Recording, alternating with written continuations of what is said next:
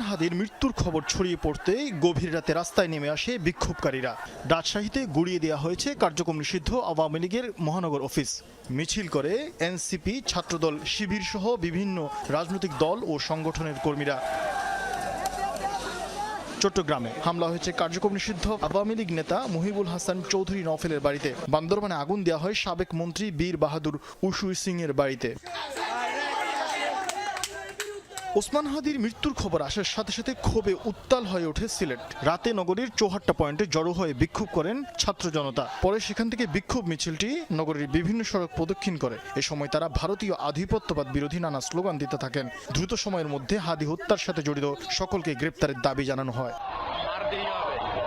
বিক্ষোভ মিছিল হয়েছে রংপুরে। বেগম রোকেয়া বিশ্ববিদ্যালয়ের বিভিন্ন হল থেকে মিছিল নিয়ে মিডিয়া মোড়, পার্ক মোড় ও শহীদ আবু সাইদ চত্বর প্রদক্ষিণ করে বিক্ষোভকারীরা। লালবাগ এলাকা থেকে বিক্ষোভে অংশ নেয় কারমাইকেল কলেজের শিক্ষার্থীরা।